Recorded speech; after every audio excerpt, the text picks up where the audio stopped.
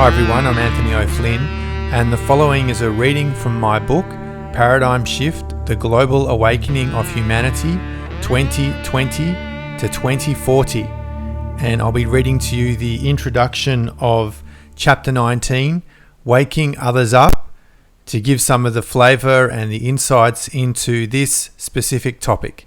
Enjoy. Chapter 19, Waking Others Up.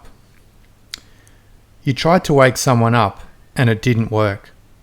I wonder why. We've all been there, taken the red pill, wanting to be of service, and now you're a crusader.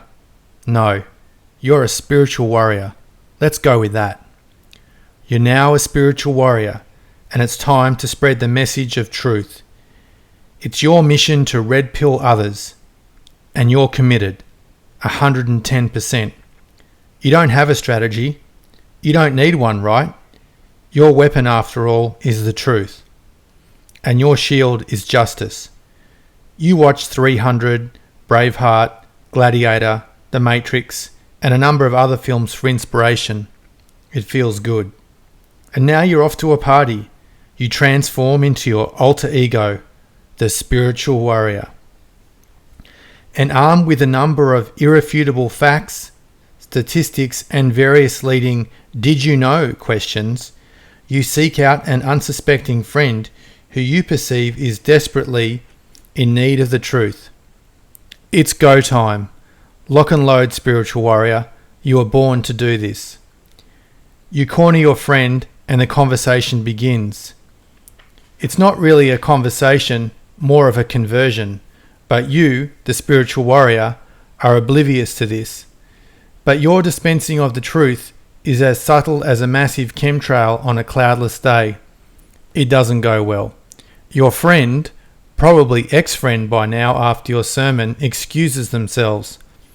And as you maneuver around the party for the rest of the evening, you sometimes get the feeling that your friend and possibly others are subtly avoiding you. Was it something I said, you ask yourself? You wrestle with your inner critic and conclude that some people are just asleep and have taken the blue pill. Your evangelical approach is a disaster. At home, you check the astrology to see if it was a full moon or some other inauspicious cosmic configuration. Nope, no shifting the blame there either. And yet all roads lead back to yourself. Funny that. Does this sound familiar?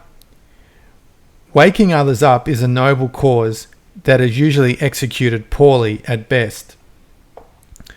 The fast track to the conclusion of this topic is that if you are at the stage of awakening where you think you get to decide if other people should wake up, you are still relatively at the beginning of your journey.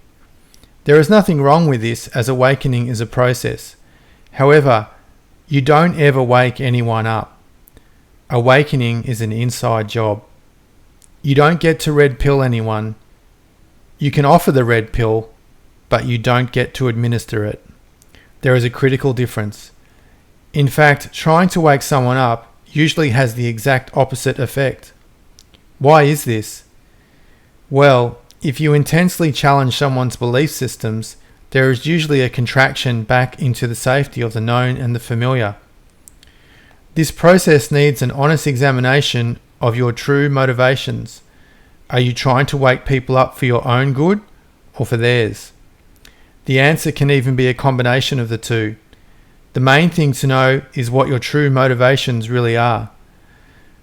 Some are sincerely trying to wake up people, family and friends. This is difficult. We've all tried this. The saying you don't get to taste the fruit when you plant the seed is relevant. Awakening takes time.